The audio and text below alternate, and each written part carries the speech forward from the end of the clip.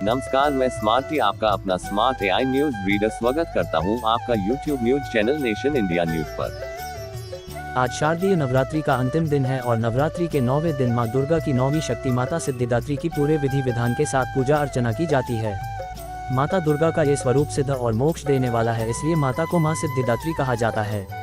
इनकी पूजा अर्चना करने से सभी कार्य सिद्ध होते हैं और मोक्ष की प्राप्ति होती है।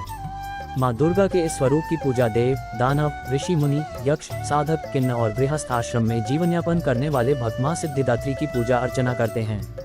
इनकी पूजा अर्चना करने से धन, यश और बल की प्राप्ति होती है।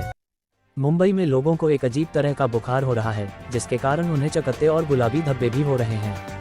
इसके बावजूद डेंगू, चिकनगुनिया और मलेरिया जैसे संक्रमणों की जांच में नकारात्मक रिपोर्ट आ रही है। तेज बुखार कई दिनों तक रह रहा है।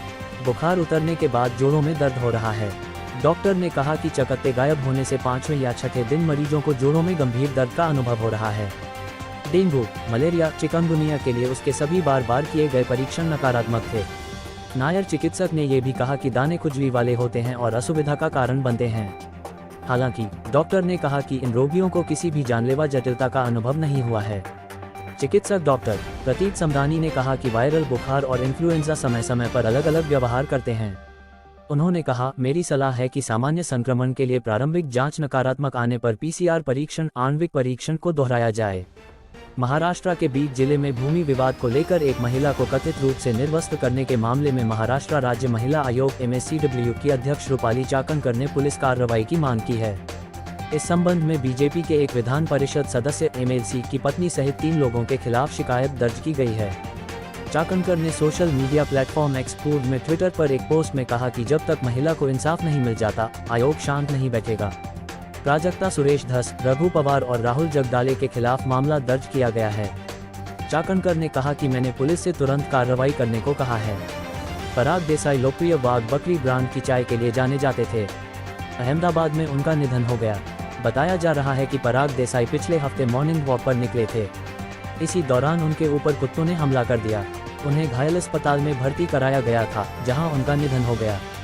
प्राइवेट अस्पताल में पराग देसाई की तत्काल सर्जरी की गई, लेकिन दुर्भाग्य से देसाई की स्वास्थ्य जटिलताएं घातक साबित हुई और रविवार को उनका निधन हो गया।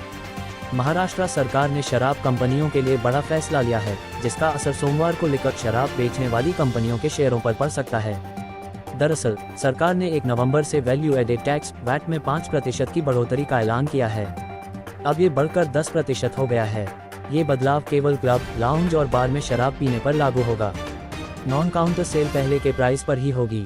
जब भी किसी चीज पर टैक्स बढ़ाया जाता है तो आम लोगों के साथ साथ उसका असर कंपनियों की अर्निंग पर भी पड़ता है। बाजार के जानकार मानते हैं कि सरकार के इस फैसले का असर लिकर शराब सेगमेंट में काम करने वाली कंपनियों के शेयर पर पड़ सकता है। हालांकि ये शॉर्ट टर्म असर होगा, क्योंकि इंडिया में शराब की खपत काफी ज्यादा होती है और सरकार की सबसे ज्यादा इनकम भी इसी बिजनेस से होती है। गूगल ने एक आर्टिफिशियल इंटेलिजेंस टूल विकसित किया है जो गूगल प्ले स्टोर पर मौजूद फर्जी ऐप से बचाएगा।